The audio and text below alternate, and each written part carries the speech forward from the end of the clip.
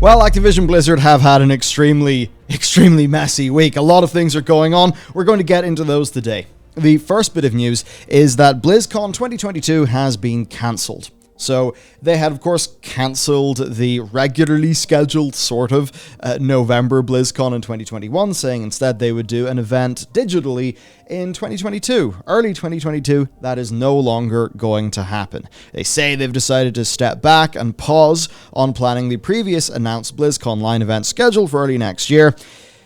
That's basically that. Now, they have said that while they're not doing a BlizzCon 9 in February, they are still going to be making announcements and updates to their games. And they say they have exciting news and releases and stuff. I think what that basically means is that if you pull all these things around the banner of a BlizzCon, then you're going to be expected to do developer panels and just a lot more stuff there. Whereas if you're doing just sharing some news and releases, you can just do a few polished YouTube videos and, away they go to the sky. Problem solved.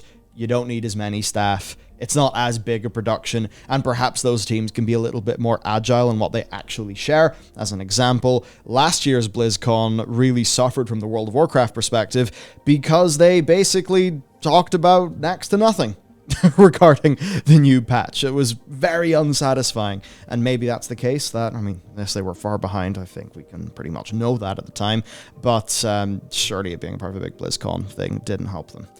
Now this also gives them a bit more flexibility in the timing and the pacing of announcements, so if there's one or two things in February and other things a few months later, that will just let them do the news when it's ready and when it will have the most impact, which is not as good as dominating the news cycle because of your big event. But if your big event isn't going to actually do the job it's supposed to, then it makes sense. Yeah. Not too sure there's that much else into it. I'd say if this was a physical in-person BlizzCon, then the likes of doing a Q&A from a PR standpoint would just be untenable in the current environment. They would not do that. Yeah, I think we kind of see this a little bit with how, they had their teams make separate statements and stuff like that. Having all of their events under the BlizzCon banner is likely going to have people go, oh, it's BlizzCon. That's Blizzard. That's the bad people. But if you just go, hey, it's the Overwatch team here with an Overwatch update, then that'll actually, largely that'll, to some degree, stay away from all the negative PR. Yeah, it is almost like a little bit of an admission that the Blizzard name has been sullied somewhat. Yeah.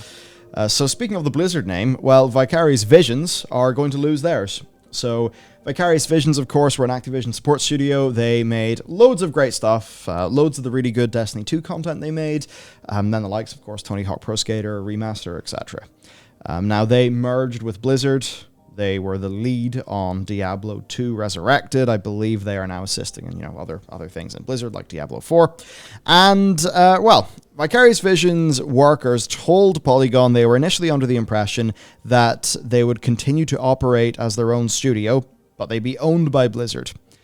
Now, most of the employees who spoke to Polygon about this aren't really surprised at the announcement. One said the writing was on the wall. But at least one worker was disappointed by the lack of transparency and the sudden announcement during a light and quick meeting on what employees described as a costume day. That's an odd way to change the mood. Some employees were actually, dressed in Halloween costumes when the news was broken to them. It's the sort of thing, in a way, you could say it doesn't really matter, it's just a name change. But if those employees then, from a morale perspective, see that name change as being representative of a cultural shift or anything like that, then you can see that it's a bit of a story that is it's a mental banner to rally behind, and just always the sort of thing you need to really just watch out for whenever you're making internal announcements. Yeah, they've been Vicarious Visions for 30 years. Yeah. They've been Vicarious Visions from everything they've done, and now they're most likely going to be called Blizzard Albany, which just doesn't quite have the same ring to it. Yeah. So probably a bit of a morale hit, considering that's where they worked for a long time. Kind of proud of the name, the rep that they garnered, etc. Now, for the larger bit of news, we do have the big Bobby letter, which we have really we've highlighted, but we've also snipped it down for brevity. Okay, right. So, new zero tolerance harassment policy company-wide. Basically, any employee found through the new investigative processes and resources to have retaliated against anyone for making a compliance complaint will be terminated immediately. So that is a decently strong position. And yes, if you're if a worker has a good faith, complaint to make about a compliance breach, and then they are retaliated on for making that complaint, then that basically is middle management covering their own asses and going against what upper management have actually set as the company strategy. So it's one of those things where, because of varying incentives for people at varying levels of a company, the limbs of a company might not actually be perfectly incentivized to do what the brain of the company wants. So it's important that things like that are actually treated seriously. Then, in many other instances of workplace misconduct, they'll no longer do written warnings. Termination will be the outcome, including most cases of harassment based on any legally protected category.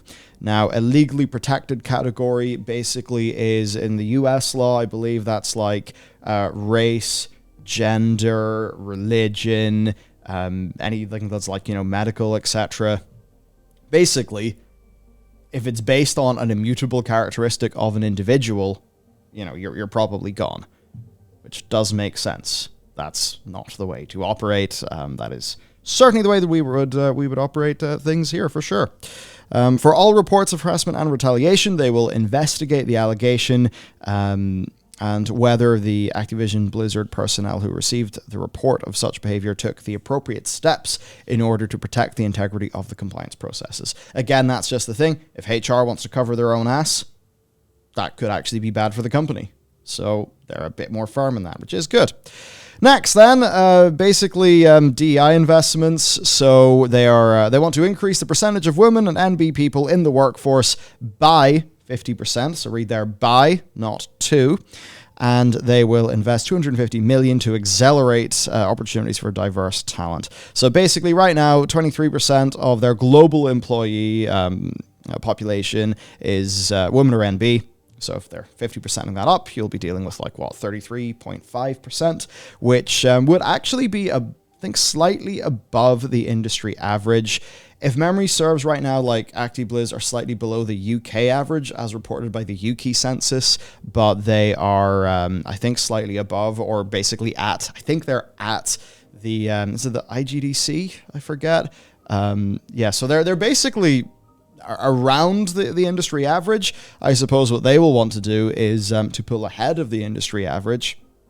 And I suppose the way that you would do that is that you would dispel all the current things that people think about the company and then try to make it be a workplace that is more attractive to candidates such as those, so that overall you get more applications.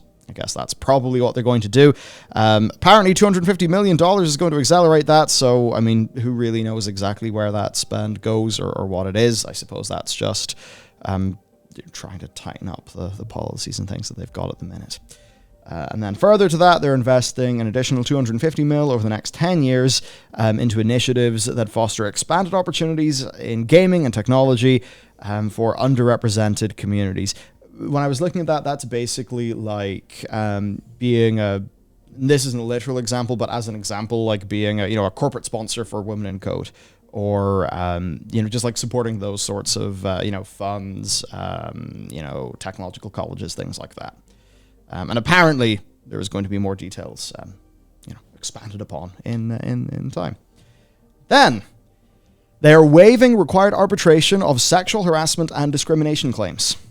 Now, not regular harassment, just sexual harassment and discrimination, and of course any retaliation that is tied to those. That's definitely good. It is part of what the employees wanted. It's obviously not anywhere near what Bungie have done, so they still don't look great.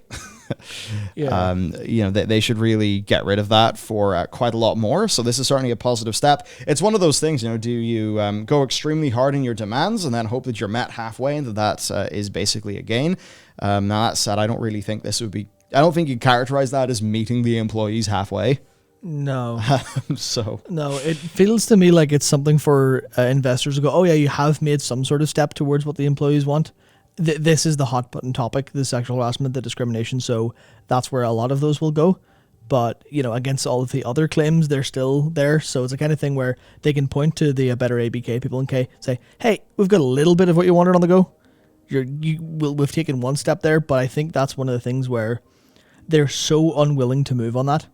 Yeah. And every other company, sans Bungie, is so unwilling to move on this issue that this might feel like a substantial win to them. Yeah. That said, it is, we haven't seen much. I guess we'd be waiting to see what the overall group of a better ABK come out with a party line on what their actual response to this is.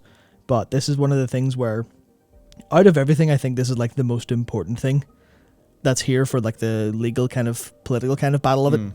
I'd be interested to see what the better ABK people say about this. Yeah, for sure. It's the sort of thing as well. If one company, if one big company changes in this, all the others will feel forced to. Yeah. So they'll, they don't want to be the one that busts the dam, I suppose. Moving on then, they're going to continue to increase visibility and pay equity. They say that their US analysis showed that women at the company on average earn slightly more than men for comparable work in 2020, and that to ensure transparency, they will keep reporting those results annually. I imagine it's a sort of thing that will sort of fluctuate in one direction or the other as time goes on, but they want it. Obviously, you want those numbers to be decently close to the same. Yeah. Again, that's for comparable work, right? So if two people are doing comparable work, they should be paid pretty much the same amount of money. Seems reasonable. Does run into issues whenever you have the whole comparable work thing, but then they keep on increasing the responsibilities of a job role and sneaking them up and things like that. Some of the things they've done with getting rid of people, but then hiring on associate roles that actually have expanded responsibilities. I wonder. But that's sort of besides this and more just a general issue that they have. And then finally, they say that they will have regular progress updates quarterly. So there you go. That's basically that. And the final thing is that Bobby is taking a pay cut. He has asked the board to reduce his pay to the lowest amount Cali law will allow for someone earning a salary, which this year is $62,500. And he's also asking not to receive any bonuses or be granted any equity during this time. So until the board basically says, all right, Bobby, mission accomplished, these things are a lot better, Bobby's going to be on $62,500 a year, which do take that, of course, in the account of a Californian cost of living. That said, Californian cost of living is going to be utterly irrelevant to Bobby Kotick because he is already incredibly wealthy. Things to remember here, he still has all of his stock in the company, and for all of the stock that he holds, he will, of course, get a dividend. They issue their quarterly dividend. The most recent one was 47 cents per share, if memory serves. And, I recently saw he had, 466,000 common stock was given to him as a performance bonus. I think it was pretty recently. That would turn into 215 grand of a dividend, income. Now, even 215 grand is going to be irrelevant to Bobby. If you look at some of his... I think it's the SEC filings of, some of the sales he's made. I remember he did a big sell, I think in 2016 of stock.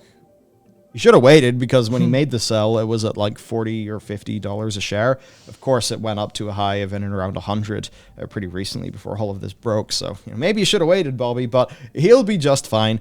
Now that said, this does mean that the new money that he earns because of his job title is no longer, it is way smaller. If you go to Mr. Iwata in Nintendo, he took that financial hit whenever he did his own salary cut. Of course, he still would have had all of his Nintendo shares and things like that in the past. I think the difference here is that, it seems like Bobby was a bit more dragged into this one, kicking and screaming.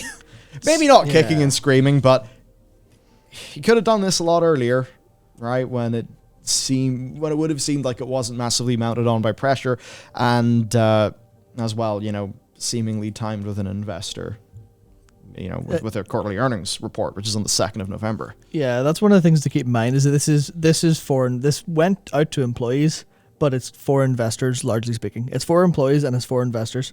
The idea of him just taking this pay cut now, right before that happens, is unbelievably obvious. Yes. And especially the language saying, I want to ensure that every available resource is being used in the service of becoming the industry leader in workplace excellence.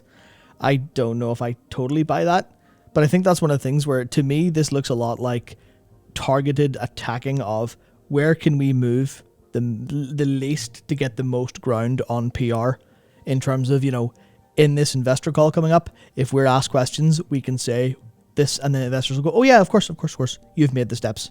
Just kind of dismantling the arguments against them a lot, which is, that's also going to happen if they are doing this completely because they feel like it's necessary, or if they're doing it cynically. So that's the thing to keep in mind, I think.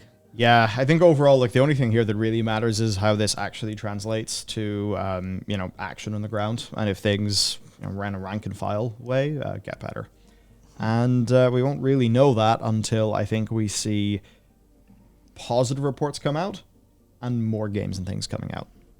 Yeah, that's one of the things that irks me a little bit in most about all of this, and it's because he mentions the EEOC investigation by name at the beginning of the letter. And he says a lot of what they're doing is in response to the EEOC's finding and what that lawsuit brought against them and everything they worked with them on that. Not once is the DFEH the one with the much bigger historical thing, which didn't just include employees, which also went out to contractors and started to think about overall pay and stuff like that. So this is them going, oh yeah. See that thing we were in the news for that was really bad, all the sexual discrimination? We've sorted a lot. Happy days. And just trying to brush the bigger problem under the rug, because all of this is nice, but if a better ABK were to be asked, what does this mean for the average employee? They'll be like, well, the underpaid contractors working in QA aren't going to have better lives because of this. This is kind of targeted taking down of the biggest PR hits, as opposed to actual change from the ground up for everyone. So it's a kind of thing where obviously they can't fix that in a day, but it certainly feels like this is just sort of brushing stuff under the rug. Yeah. So basically, there we go. That's the situation for Activision Blizzard. Our next pit stop, or whatever with this story, is going to be their earnings call on November 2nd. We'll have a video out November 3rd. That's basically that. So I guess till then, thanks for watching. Hope you found this interesting, and we'll see you next time.